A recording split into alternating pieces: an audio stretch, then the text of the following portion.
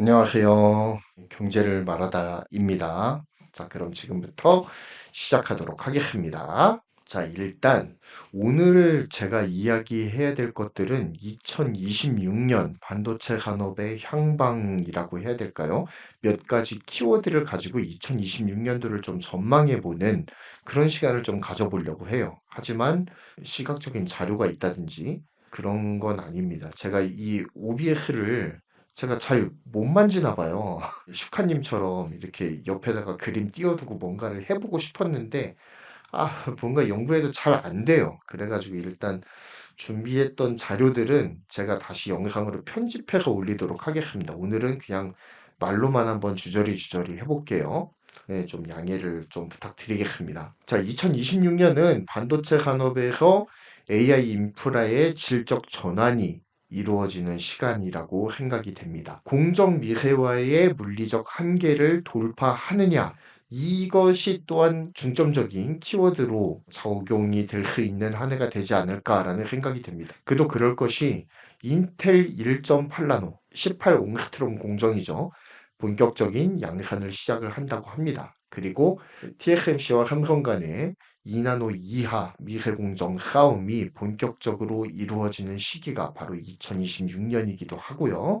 그래서 2026년이 반도체 산업에서는 하나의 분수령 같은 그런 한 해가 되지 않을까라는 생각을 개인적으로 해보게 됩니다. 지금부터 2026년 반도체 산업 10대 전망이라고 해봐야 될까요? 좀 그런 콘텐츠로 한번 여러분과 소통을 나누는 시간을 가져보도록 하겠습니다. 첫 번째로 제가 꼽은 거는 HBM4 시대가 드디어 2026년에 개막이 됩니다. 그리고 커스텀 HBM 전쟁도 서서히 이제 그 서막이 오르게 될 것 같다라는 생각이 들어요.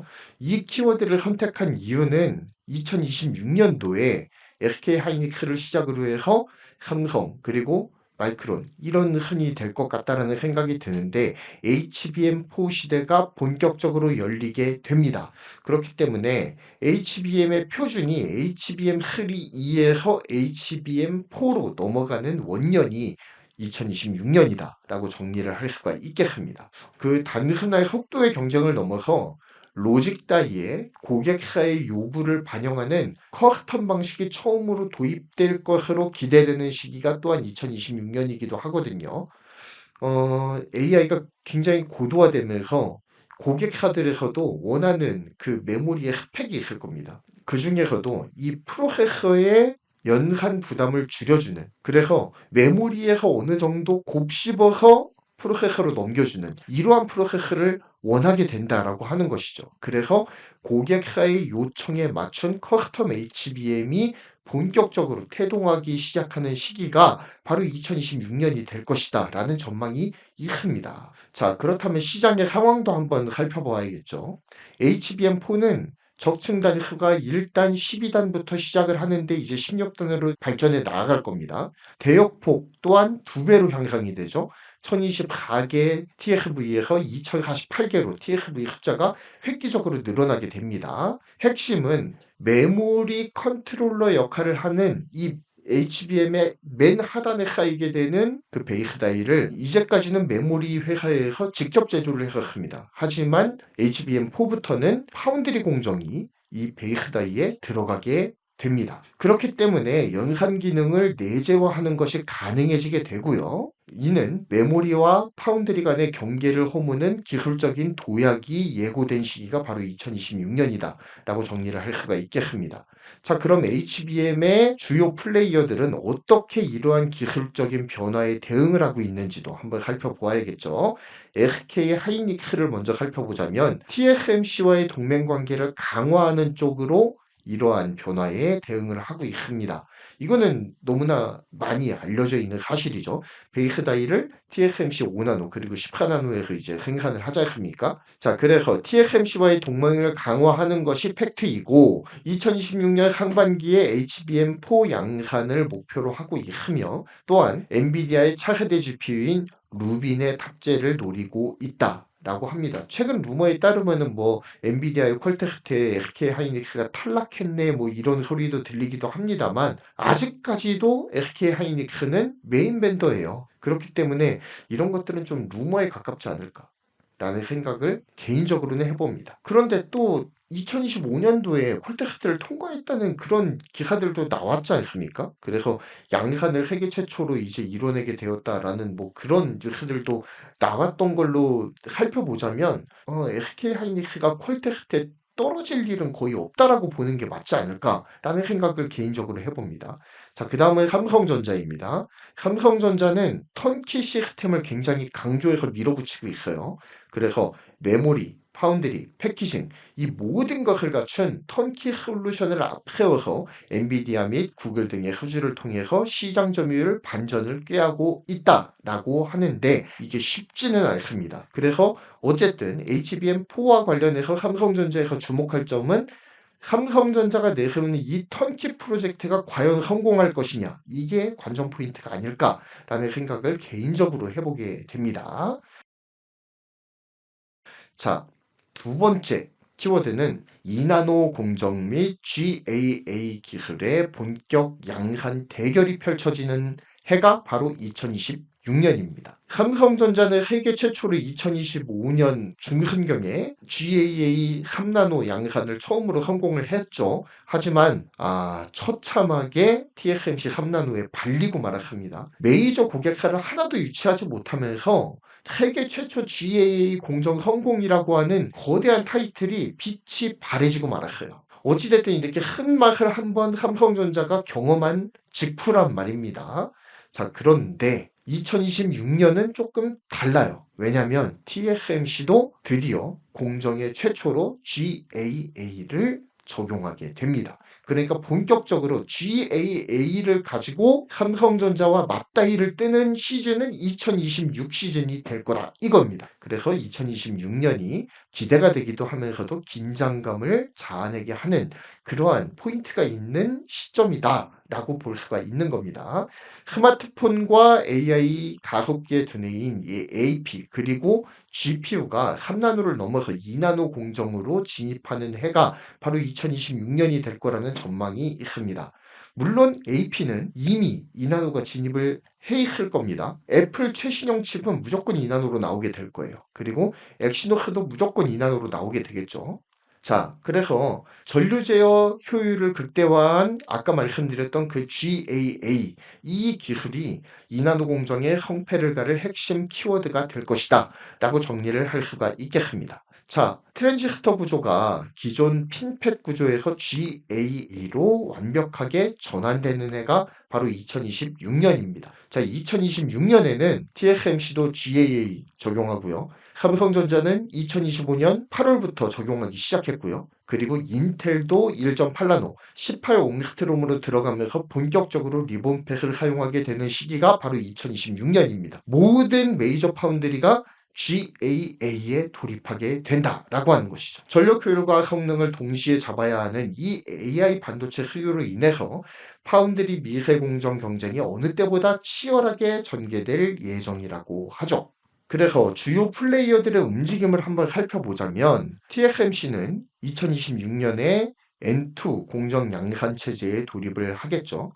그리고 애플의 아이폰 18 시리즈 및 엔비디아 차세대 칩 수주를 확정짓기 위해서 총력을 다하고 있는데 물론 아이폰 18 그 칩 A 시리즈 후속 칩은 무조건 TSMC에서 합니다. 삼성전자한테 빼앗길 이유가 없어요. 그런데 변수가 있다면 인텔이 되겠죠. 그래서 인텔하고 좀 이렇게 치열하게 그 경쟁을 벌이게 될 것이다 라고 하는 시나리오는 가능하지만 삼성에서 애플 칩을 수주할 가능성은 거의 0%에 가깝다라고 여겨집니다. 자, 어찌됐든 TSMC도 이제는 그 미국 정부를 등에 얻은 인텔이라고 하는 강력한 라이벌을 마주하게 되는 첫 시기가 바로 2026년이 될 거라는 그런 전망들이 있습니다. 물론 그럼에도 불구하고 파운드리 독점 지위를 놓칠 것 같진 않다. 그러나 인텔이 어떻게 나오는지는 한번 지켜봐야 될 일이다 정도로 정리를 할 수가 있을 것 같습니다. 자, 그리고 주요 플레이어 중 하나인 삼성전자. GAA 기술을 세계 최초로 도입한 경험을 바탕으로 해서 SF2, 그러니까 2나노죠. 2나노 공정 수율을 안정화해 사활을 걸고 있는 와중입니다. 그리고 자사 엑시노스 및 퀄컴 물량의 수주를 목표로 하고 있다 정도로 정리를 할 수가 있겠습니다. 뭐 엑시노스야 뭐 당연히 삼성 파운드리에서 생산하는 거지만 퀄컴이 2나노에 들어가느냐 마느냐, 그리고 들어가게 된다면 어느 정도의 물량을 수주하게 될 것인가, 그리고 만약에 삼성전자가 퀄컴의 2나노 최신 공정 수주에 성공을 한다라고 한다면, 만약에 TSMC 2나노에서도 퀄컴의 칩이 생산이 되었을 때 삼성전자 2나노에서 생산된 칩의 성능, 그리고 TSMC 2나노에서 생산된 칩의 성능 비교해 봤을 때 차이가 얼마 정도 벌어질 것이냐, 이것도 좀 관전 포인트가 되지 않을까라는 생각이 듭니다. 이것으로 좀 두 번째 키워드를 정리하도록 하고요. 자, 그리고 세 번째, 유리기판이 2026년도에 등장할 가능성이 있다라고 합니다. 물론 이건 루머긴 해요. 이 유리기판이 2024년도부터 스멀스멀 올라오기 시작했지 않습니까? 그러면서 2025년도에는 뭐 관련주가 좀 이렇게 가기도 하고 그런 현상들이 좀 보이기도 했는데, 유리기판이 그 각광을 받기 시작하는 이유가 뭐냐? 칩의 미세화만으로는 성능 향상에 한계가 왔다라고 하는 것이죠. 양자 터널링이 너무 심해지면서 발열이라든지 그러한 것들을 잡는 것에 한계가 명확해지면서, 이제는 뭔가 소재를 바꾸거나 아니면은 반도체를 만드는 재료를 실리콘에서 뭔가 다른 것으로 바꿔야 되지 않을까라는 그런 이슈들이 계속해서 일어나게 되었었다라고 하는 것이죠. 그래서 칩의 미세화만으로는 성능 향상의 한계가 명확했다라고 하는 겁니다. 그래서 2026년은 패키징 기술의 판도를 바꾸는 해가 될 가능성이 높다라는 전망이 나오고 있습니다. 특히 이 실리콘 기판이나 플라스틱 기판을 대체할 이 유리 기판의 초기 상용화 시도가 가시화되는 해가 바로 이 2026년이다. 그러니까 양산으로 넘어간다라고 하는 게 아니라 초기 프로토타입 정도 나오지 않을까라는 예상을 하게 되는 겁니다. 자, 이 유리기판은 표면이 굉장히 매끄럽죠. 그래서 평탄하기 때문에 미세외로 구현에 유리하고요. 또한 이 유리기판은 열에 강합니다. 그래서 대면적 칩의 패키징에 적합하다라는 평가를 받고 있어요. 그래서 2026년은 주요 기업들이 시제품을 넘어서 소량을 한번 리스크 생산이라고 하죠. 그런 소량 양산 라인을 셋업하는 정도의 수준에서 이 유리기판이 좀 언급되지 않을까라는 생각을 해봅니다. 주요 플레이어의 움직임도 한번 보죠. 자, 인텔이 있습니다. 유리기판 기술에서 가장 앞서 있다는 평가를 받기도 합니다. 좀 의외이긴 하죠. 그런데 좀 그렇다고 해요. 그러면서 2026년, 2027년에 상용화를 목표로 해서 이 유리기판 관련 생태계들을 조성 중이라고 합니다. 자, 그리고 SKC, 앱솔릭스, 미국 공장을 중심으로 해서 AMD 등 글로벌 팹리스와 협력을 해서 2026년경 본격적인 시장 진입을 시도할 것으로 보인다라고 합니다. SKC도 좀 잘 됐으면 좋겠네요. 자, 그 다음은 4번. IDM 2.0의 핵심이었던 인텔 파운드리의 운명을 건 18옹스트롬 승부가 시작되는 한 해가 바로 이 2026년입니다. 2026년은 인텔이 파운드리 재건을 위해서 추진을 해온 이 1.8나노급 18옹스트롬 공정이 본격적으로 가동이 되어서 공정 제품이 시장에 본격적으로 출시되는 한 해입니다. 인텔이 TSMC 삼성의 대안이 될 수 있을지 결정되는 말 그대로 파운드리계의 데스매치가 열리는 한 해입니다. 그런데 뭐 TSMC는 그렇게 별다른 타격을 입지 않을 것 같아요. 정말 발등에 불이 떨어진 거는 삼성전자가 아닐까라는 생각을 개인적으로 해봅니다. 자, 그래서 시장 상황을 한번 보면 후면 전력 공급 기술 등 파워비아죠. 신기술이 적용된 인텔의 펜서레이크 CPU가 2026년에 출시 예정이라고 하는데, 이게 의견이 분분해요. 이게 아직 기술이 무르익지 않았기 때문에 2026년에 펜서레이크가 출시될 확률에 대해서 반신반의하는 의견들이 많습니다. 연기될 거라고 보는 의견들이 많아요. 그래서 이거는 뚜껑을 열어봐야 된다. 인텔은 뭐죠? 뻥텔이죠. 예. 내놓는다 해놓고 안 내놓는 게 인텔이기 때문에 이 펜서레이크의 출시는 좀 더 지켜봐야 될 일이다라고 정리를 지을 수가 있을 것 같습니다. 자, 그래서 18옹스트롬 안정화에 사활을 걸고 있는 인텔의 현황에 대해서 살펴보았고요. 자, 그 다음엔 다섯 번째 키워드. AI 반도체의 분화가 더욱더 확연하게 가시화될 것이다. 라는 의견들이 많습니다. 뭐냐면 범용 GPU 축 하나, 그리고 전용 ASIC 반도체, NPU를 비롯한 ASIC 반도체를 하나의 축으로 해서 이 양분화되는 현상들이 더욱더 다분하게 드러나게 될 것이다. 라고 하는 의견들이 많습니다. 이제까지 AI 반도체라고 하면 엔비디아 GPU였어요. 엔비디아 GPU는 AI 반도체의 대명사 같은 그런 존재감을 가지고 있었습니다. 미친 존재감이죠. 자, 이렇게 엔비디아 GPU 일변도였던 이 AI 반도체 시장이 비용 효율성을 따지기 시작했습니다. 그러면서 본격적으로 자사칩을 활발하게 연구하기 시작했고 2025년도에는 최고의 아웃풋이 나왔던 시기이죠. 어떤 칩입니까? 바로 구글의 TPU 7세대 아이언 우드의 출시를 들 수가 있는 것이죠. 자, 이제 2025년도에 NPU 최고 스탯은 누가 찍었다? 구글 TPU가 찍었다 이겁니다. 자, 그렇다면 구글 TPU로 끝일까? 아닙니다. 2026년도에는 더 많은 빅테크들이 새로운 칩의 출현을 예고하고 있습니다. 특히 학습 시장보다 추론 시장이 본격적으로 커지면서 가성비 칩 수요, 그러니까 A식의 수요가 폭발하는 시기가 바로 2026년도가 되지 않을까라는 전망들이 있습니다. 그래서 제가 생각했을 때는 2026년도는 그냥 개인적인 그냥 개소리입니다. 이거 듣고 들어가시면 안 돼요. 그냥 개소리예요. 그걸 전제하고 들어보시는데 저는 브로드컴의 한 해가 되지 않을까라는 생각을 해봅니다. 아무래도 A식 중에 그 A식 설계 중에 거의 반 이상을 브로드컴이 먹고 있거든요. 그런데 추론 시장이 본격적으로 커지면서 브로드컴의 역할이 점점 더 증대되고 있습니다. 이런 것들을 살펴봤을 때 브로드컴이 2026년도에는 본격적으로 날개를 펴지 않을까라는 예상을 한번 해보는 거죠. 물론 저는 주식쟁이가 아니기 때문에 틀릴 확률이 99.9999999%예요. 절대 들어가시면 안 됩니다. 제 말 듣고 들어가시면 안 돼요. 자, 그래서 초창기 AI 학습기 때는 GPU가 주된 모멘텀을 장악을 했던 것이 사실입니다. 그리고 여전히 GPU 수요는 줄지 않고 꾸준하게 늘어날 거예요. 2026년도에도 엔비디아 쭉 갑니다. 망한다는 게 아니에요. 쭉 가요. 여전히 갑니다. 자, 그렇지만 서비스를 실질적으로 구현하는 이 추론 영역에서는 전력 소모가 적고 특정 연산에 특화된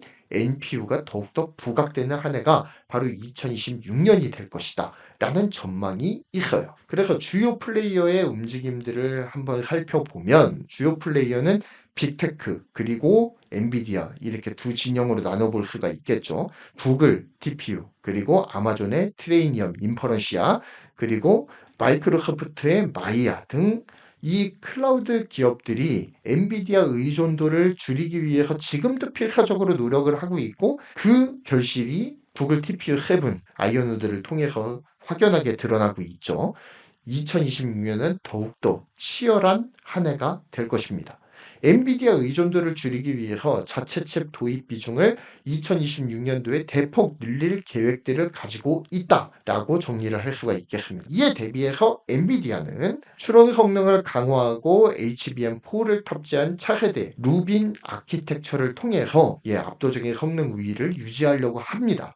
그리고 동시에 가성비 추론 시장을 잡기 위한 루빈 CPX가 출시되는 해가 바로 2026년이 될 가능성이 있습니다. 2026년 혹은 2027년으로 보고 있는데 2026년이 좀 더 가깝지 않을까라는 생각이 듭니다. 자, 어찌됐든 루빈 CPX로 좀 이런 가성비 추론 시장에 대비하고 있는 엔비디아의 모습을 볼 수가 있게 되겠습니다. 자, 그리고 여섯 번째는 온디바이스 AI가 고도화되는 시기가 2026년이 될 거예요.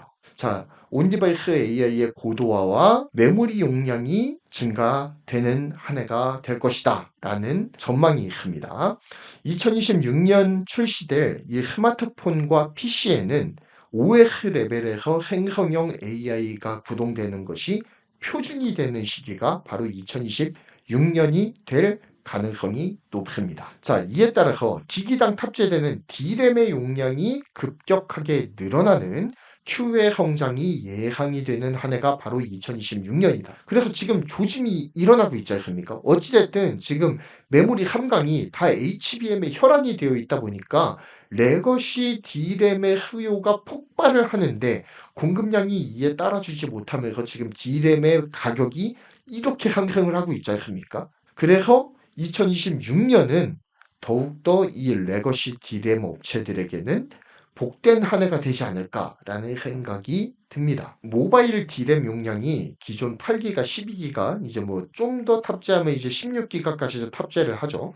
그런데 이제는 어찌 생각해 보면 아직까지 2026년에 탄생하게 될 스마트폰 라인업이 아직 다 발표된 건 아니니까 어떻게 될지 모르겠습니다만 어쨌든 전망은 메모리가 16기가, 24기가 정도로 이렇게 확대되지 않을까라는 조심스러운 예측이 나오고 있는 상황입니다. 자, 그런데 이건 어디까지나 전망이에요. 자, 전력 효율이 높은 LPDDR의 수요가 더욱더 많아지게 될 것이다. 그리고 모바일에서 LPDDR의 탑재량이 늘어나게 될 것이다. 라는 전망을 하게 됩니다. LPDDR5X, 6와 같은 모바일용 고성능 메모리의 수요가 급증하게 될 것이다. 그런데 이 LPDDR5X나 6 같은 이런 고성능 모바일용 고성능 메모리가 중요해지는 이유가 또 있죠. 가성비 추론 시장에서 GDDR도 한몫을 하고 있지만 이 LPDDR에 AI 반도체에 탑재되는 이 수요가 늘어나고 있다라고 하는 징조가 여러 시장에서 보이고 있습니다. 시장 지표가 보이고 있기 때문에 모바일에서의 탑재 용량 증가도 괄목할 만하지만 더 주목해서 보아야 될 것은 AI 반도체, 가성비 AI 반도체에 그러니까 고성능의 LPDDR이 얼마나 많이 이렇게 공급이 될 것이냐라고 하는 것들도 한번 지켜봐야 될 필요가 있다라고 하는 것이죠. 그래서 2026년은 어찌됐든 그 메모리 반도체 기업들에게는 더욱더 버라이어티한 한 해가 될 것이다 라고 예상을 할 수가 있겠습니다. 자, 그리고 일곱 번째 키워드는 자동차의 서버화라고 한번 정해봤는데요. 이 키워드를 선정한 이유는요. 2026년은 이 완성차 업체들도 발광을 시작하는 시기입니다. 자, 완성차 업체들이 소프트웨어 중심 자동차로의 전환을 위해서 차량 구조를 본격적으로 뒤엎기 시작하는 한 해가 2026년이 될 것이란 전망이 있습니다. 수많은 ECU가 고성능 중앙 통합 칩으로 그러니까 SoC로 통합을 이루게 되는 한 해가 될 거예요. 자, 그래서 자율주행 레벨 3 플러스 레벨 3 이상의 구현을 위해서 차량용 반도체의 공정이 이제까지는 레거시 공정이었거든요. 하지만 이제는 5나노, 4나노, 3나노까지도 최첨단 공정으로 진입하는 한 해가 2026년이 됩니다. 차량이 이제 바퀴 달린 데이터 센터가 되는 것이죠. 그렇게 되면서 고성능 AI 반도체 수요가 덩달아서 폭증하는 시기가 2026년이 될 겁니다. 자, 그래서 주요 플레이어의 움직임을 보자면 국외, 그러니까 해외에서는 테슬라를 들 수가 있겠죠. 그리고 국내에서는 뭐 하나밖에 없으니까요. 현대차, 현대기아. 자체 칩 개발을 내재화하거나 혹은 엔비디아, 퀄컴의 고성능 SoC 채택을 통해서 중앙 집중형 아키텍처를 완성형 모델에 적용하기 시작하는 해가 2026년이 될 것이다. 라고 보여지고 있습니다. 자, 그 다음은 여덟 번째. 실리콘 포토닉스의 데이터 센터 진입이라고 한번 정해 보았습니다. 2026년은 반도체 산업에 대해서 굉장히 버라이어티하게 바뀌는 한 해가 될 것 같아요. 자, 실리콘 포토닉스의 데이터 센터 진입이 좀 이렇게 예상이 되는데, 구리선 기반의 데이터 전송이 속도, 발열이라고 하는 이 물리적 한계에 봉착해 있는 상황입니다. 2026년은 이제는 실리콘 포토닉스를 활용해서 빛으로 데이터를 전송하는 기술이 데이터 센터 내부 연결에 본격 도입이 될 것으로 예상이 되는, 도입되는이 아니라 예상이 되는 변곡점이 될 것으로 보입니다. 자, 그래서 이 기술은 전기 신호 대신 빛 신호를 활용을 해서 대역폭을 획기적으로 늘리고 전력 소모를 줄이는 코-패키지드 옵틱스라고 하는 CPU 기술, 이 CPU 기술이 AI 데이터 센터의 필수 요건으로 떠오르기 시작하는 시기가 바로 이 시기가 될 것이다 라고 여겨지고 있습니다. 그래서 연결의 대명사로 불리는 브로드컴, 그리고 NVLink라고 하는 자체 그 고성능 인터커넥트를 가지고 있는 엔비디아, 그리고 여러 가지 변화를 꾀하고 있는 인텔 등등이 주요 플레이어라고 볼 수가 있는데, 차세대의 스위치 칩과 인터커넥트 기술의 광전송 기능을 접목을 해서 데이터 센터의 병목 현상을 해결하는 그런 솔루션을 2026년경에 상용화할 계획을 세우고 있습니다. 이거는 상용화하겠다는 계획이에요. 상용화 됐다는 게 아닙니다. 예. 이것으로 실리콘 포토닉스 이슈는 좀 넘어가도록 하고요. 그리고 9번째, 거의 다 왔습니다. 10개 뽑아왔거든요. 자, 9번째는 환경 규제가 부르는 공급망 재편이 있을 것이다 라고 불리고 있습니다. 자, 이 키워드가 선정되는 이유는 2026년부터 미국의 메인 주 등을 시작으로 해서 연구 화학 물질인 PFAS, 그러니까 과불화 화합물이라고 하는 이 화학 물질의 사용 규제가 본격화되게 됩니다. 이는 반도체의 제조 공정, 냉각수라든지 포토레지스트라든지 이런 것에 직격탄이 될 수 있는 리스크이자 변화 요인으로 꼽히고 있어요.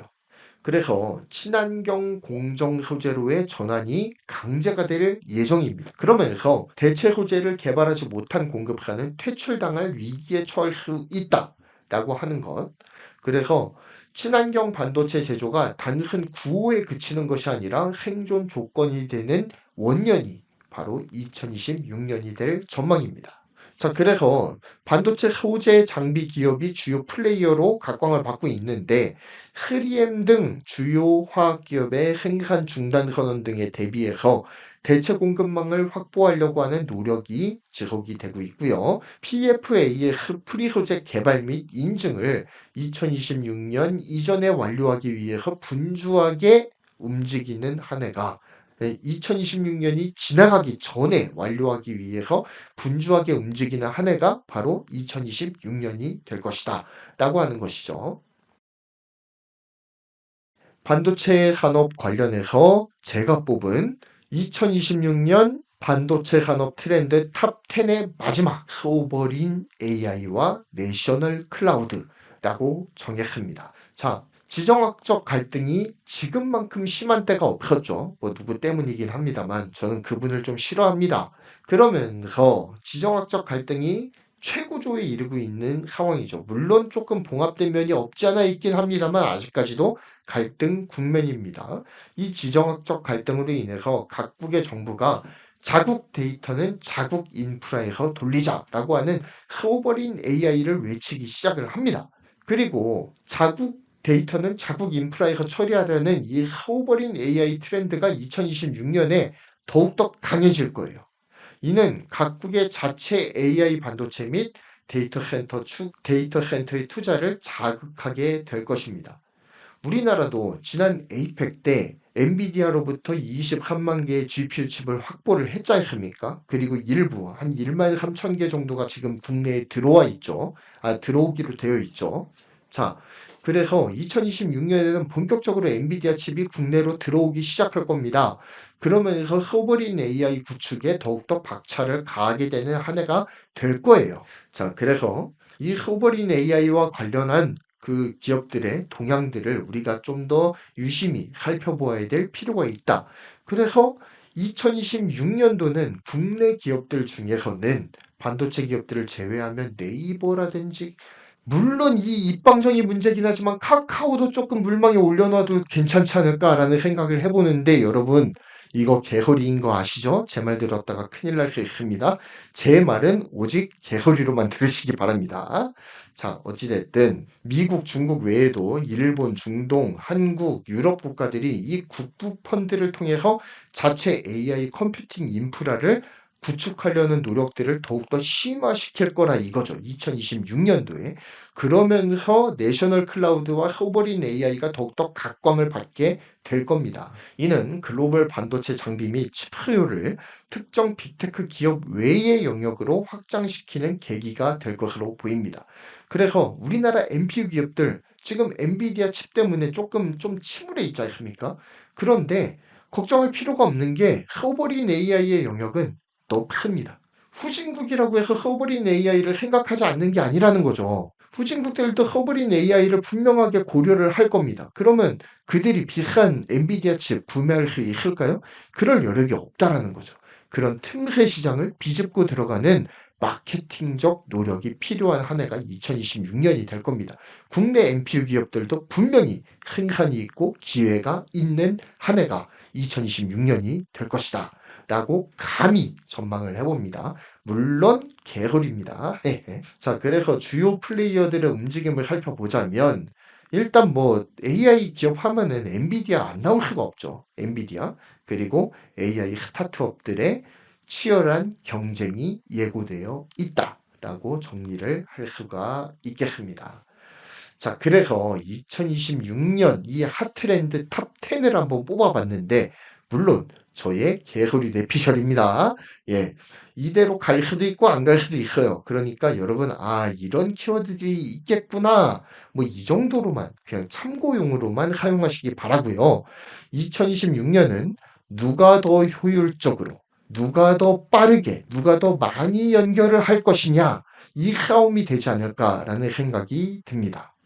메모리는 HBM 선점 그리고 커스터머의 능력에 따라서 기업의 성패가 갈리게 되겠죠.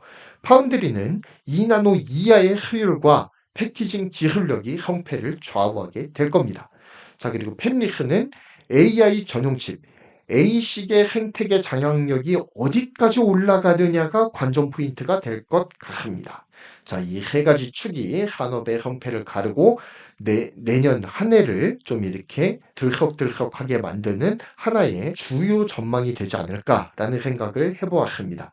투자나 비즈니스 전략을 수립을 할 때 특히 2026년 초에 발표될 삼성, SK하이닉스의 HBM4의 양산 소식, 그리고 TSMC의 2나노 양산 수율 데이터를 핵심 지표로 모니터링을 해보면은 좀 더 좋지 않을까라는 생각을 해봅니다. 자, 일단 제가 정리한 뷰는 여기까지이고요. 혹시 궁금하신 점이 있으시면 채팅에 남겨주시면은 함께 한번 고민해보는 시간을 한번 가져봅시다.